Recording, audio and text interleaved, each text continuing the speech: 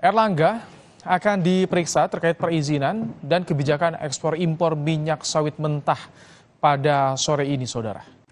Erlangga akan diperiksa untuk 3 tersangka korporasi dalam kasus korupsi ekspor kelapa sawit dan turunannya, termasuk minyak goreng dalam kapasitasnya sebagai Menko Perekonomian.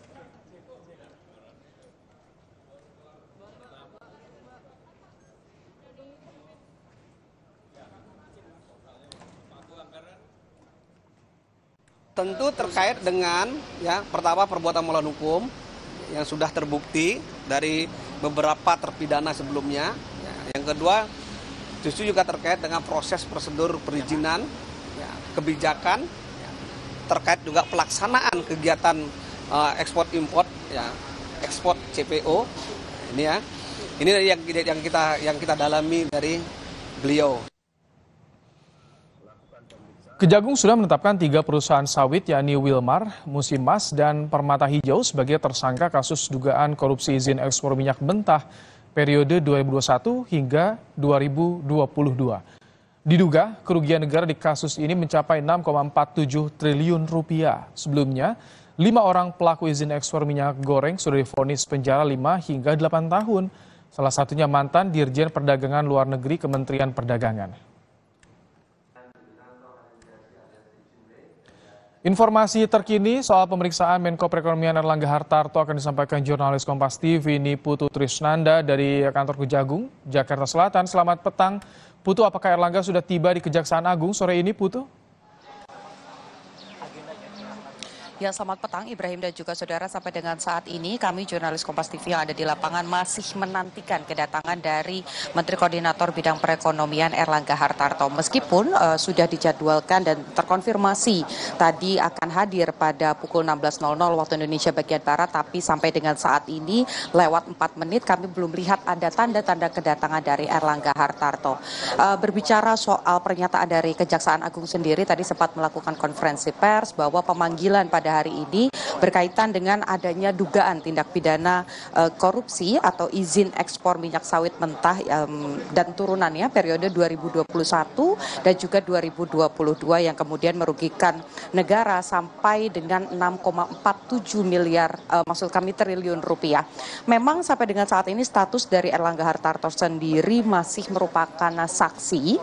Jadi kalau kita lihat mengapa kemudian dipanggil pada hari ini, tadi dijelaskan oleh Kejaksaan Agung bahwa pada saat Erlangga Hartarto ini masih menjabat sebagai Menteri Koordinator Bidang Perekonomian, ini sejalan atau sama dengan pada saat kasus atau perkara ini berlangsung, yaitu pada periode 2021 sampai dengan 2022.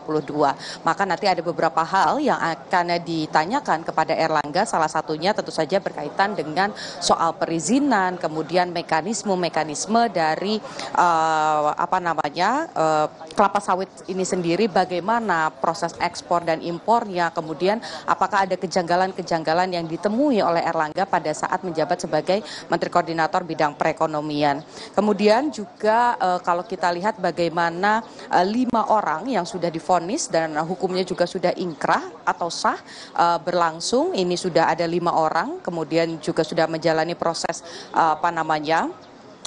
menjalani proses penjara, kemudian juga sudah harus membayarkan denda. Salah satunya ini merupakan petinggi dari Kementerian Perdagangan, yakni kalau kita lihat nama-nama yang kemudian sudah dijatuhi vonis oleh Majelis Hakim, kemudian juga sudah diputuskan oleh Mahkamah Agung karena sampai naik ke tingkat kasasi. Yang pertama ada Indra Sari Wisnuwardana, ini merupakan pejabat eselon dari Kementerian Perdagangan, eselon 1. Kemudian ada Pierre Togar, ini merupakan General Manager dari Musimas atau salah satu perusahaan yang kemudian atau korporasi yang juga berkaitan dengan pemanggilan Erlangga pada hari ini.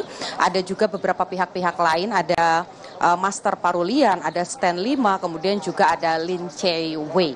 Nah, nanti kalau kita lihat dari nama-nama itu selain Erlangga Hartarto juga ini berkaitan, ini yang perlu diketahui lebih lanjut Ibrahim dan juga saudara, bahwa ketika kasus ini atau perkara ini ditindaklanjuti dan sudah inkrah, ini berkaitan dengan perorangan. Sementara yang saat ini tengah diselidiki atau masuk dalam proses penyelidikan oleh Kejaksaan Agung berkaitan dengan 3 tersangka korporasi. Kamis kemarin disampaikan oleh Kejaksaan Agung sudah ada 3 korporasi yang ditetapkan sebagai tersangka. Ini berkaitan juga dengan hukum yang sudah ingkrah pada 5 orang yang tervonis kemarin, yakni ada Wilmar. Ini merupakan perusahaan besar juga terkait dengan kelapa sawit. Kemudian ada Permata Hijau, ini yang juga nanti akan tentu saja dipanggil.